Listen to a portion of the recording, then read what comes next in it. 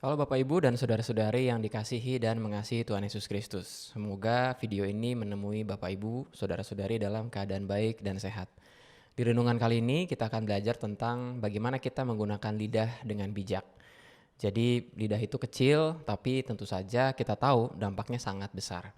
Jadi kita akan belajar ya pertama-tama itu dari ayat yang diberikan kepada saya yaitu Amsal 12 ayat 18 sampai 22 yang berbunyi demikian. Ada orang yang lancang mulutnya seperti tikaman pedang, tetapi lidah orang bijak mendatangkan kesembuhan. Bibir yang mengatakan kebenaran tetap untuk selama-lamanya, tetapi lidah dusta hanya untuk sekejap mata.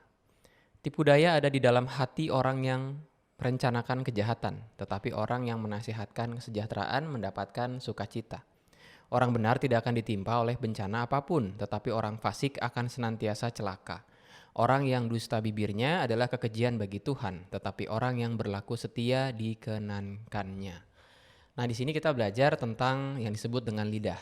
Lidah adalah anggota tubuh kita yang bisa kita gunakan untuk banyak hal. Ya, konon katanya jumlah kata yang dikeluarkan oleh setiap orang dalam setiap harinya itu berkisar antara 500 sampai 1000 bahkan sampai 10.000 kata, tergantung aktivitas kita masing-masing.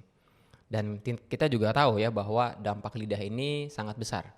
Dia bisa mendatangkan satu kekejian, ya menurut ayat ini, dia juga bisa mendatangkan kesejahteraan. Nah, yang ingin saya sampaikan kepada Bapak Ibu dan rekan-rekan sekalian, itu ada 3 hal tentang lidah. Nah, kita belajar satu persatu. Yang pertama adalah lidah itu kecil, tapi penting. Jadi saya mengambil dari Yakobus 3 ayat 5, yang berkata bahwa demikian juga lidah, walaupun suatu anggota kecil dari tubuh, namun dapat memegahkan perkara-perkara yang besar. Lihatlah betapapun kecilnya api, ia dapat membakar hutan yang besar. Jadi di sini kita belajar untuk jangan remehkan kata-kata yang keluar dari mulut kita. Mungkin kita pernah ada dalam satu situasi kita menyesali kata-kata yang keluar dari mulut kita. Kita menyakiti orang lain, kita salah berucap sehingga berakibat fatal. Tentu saja kata-kata itu tidak bisa kita tarik kembali. Walaupun ada kata-kata, oke, saya tarik kata-kata yang keluar tadi ya, maaf. Tapi dampaknya mungkin tidak 100% bisa kita kembalikan. Jadi di sini kita belajar bahwa kata-kata itu bisa memegahkan perkara yang besar. Contohnya saja di pengadilan, ada banyak kata yang keluar dari baik itu penuntut, baik itu pembela, hakim, dan sebagainya. Dalam kehidupan kita juga ada banyak perkara yang bisa kita menangkan karena lidah. Ada orang yang sakit hati, kemudian kita datangi, kita hibur dia dengan kata-kata kita berikan firman Tuhan, maka hatinya bisa kembali damai sejahtera. Jadi jangan remehkan kata-kata yang keluar dari mulut kita. Hal kedua yang ingin saya sampaikan, saya ingin sharingkan sama Bapak Ibu dan rekan-rekan sekalian, itu adalah apa yang keluar dari mulut berasal dari hati. Matius 15 ayat 18 berkata bahwa tetapi apa yang keluar dari mulut berasal dari hati, dan itulah yang menajiskan orang. Jadi sebelum jaga lidah atau mulut, jaga hati dulu. Ya, dulu saya pernah mendapatkan satu ungkapan ya, ketika saya nanya sama seorang rekan saya, menurutmu si itu, ya maksudnya ini orang ketiga, si itu gimana? Kemudian teman saya ini berkata bahwa, dia itu kata-katanya memang pedas, kata-katanya nyindir-nyindir, tapi hatinya baik.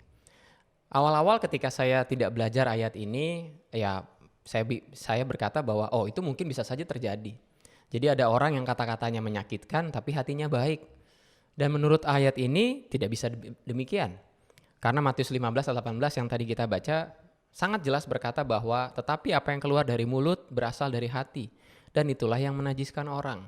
Ini adalah bagian dari perikop di mana yang menajiskan kita bukan yang masuk ke dalam mulut kita, tapi yang keluar dari mulut kita. Jadi rasanya sebelum jaga lidah atau mulut, jaga hati dulu. Jadi mungkin ini bisa jadi introspeksi untuk kita semua. Kalau kata-kata yang keluar dari mulut kita kata-kata yang kasar, menyakitkan orang lain, gosip, dan sebagainya, jangan-jangan hati kita memang tidak benar. Hati kita ini penuh dengan kedengkian, hati kita ini penuh dengan rasa sirik ya. Sehingga ya dalam bahasa kerennya kita gibahin orang lain untuk hal-hal yang tidak baik. Kemudian yang ketiga, ini rasanya satu hal yang paling sulit untuk kita lakukan, itu adalah lebih banyak mendengar. Yakobus 1 ayat 19 berkata, "Hai saudara-saudara yang kukasihi, ingatlah hal ini. Setiap orang hendaklah cepat untuk mendengar, tetapi lambat untuk berkata-kata, dan juga lambat untuk marah." Jadi ayat ini mengajarkan sama kita bahwa yuk mari kita lebih cepat untuk mendengar, jangan lebih cepat untuk berkata-kata. Ya saya belajar dalam kehidupan saya pribadi kalau makin banyak kata-kata yang keluar dari mulut saya, misalkan diberikan kesempatan untuk membawakan sharing dan sebagainya, biasanya makin ngaco ya. Jadi saya harus memilih kata-kata dengan hati-hati. Lalu misalnya ya dalam teknik public speaking ataupun untuk profesi-profesi tertentu yang memang mereka memberikan advice atau memberikan satu masukan untuk orang lain, itu biasanya dimulai dengan mendengar. Sebagai contoh, misalkan kalau Bapak Ibu rekan-rekan sekalian ini datang ke dokter. Dokter itu pertama kali datang dia tanyakan apa keluhan kita, bagian mana yang sakit dan sebagainya. Dia tidak buru-buru untuk berkata-kata apa yang harus kita lakukan. Saya pernah diperiksa oleh seorang dokter yang memakan waktu lebih lama daripada dia ngomong.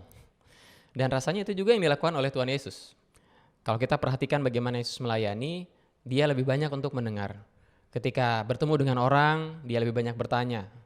Tentu saja kalau bertanya, jawabannya harus didengar oleh Tuhan Yesus. Jadi rasanya ini jadi satu hal yang menjadi catatan untuk kita semua. Jangan buru-buru untuk ngomong, ya. Biasanya kalau GKI itu kan doyan rapat. Dan di rapat itu semua orang ingin bicara, ingin suaranya untuk didengar. Tapi rasanya tidak banyak orang yang ingin untuk mendengarkan orang lain, mendengarkan keluhan, mendengarkan pendapat orang lain. Sulit untuk beberapa orang, termasuk saya sendiri yang ekstrovert, yang ingin banyak berkata-kata, ingin banyak memberikan usulan dan sebagainya untuk mendengarkan orang lain.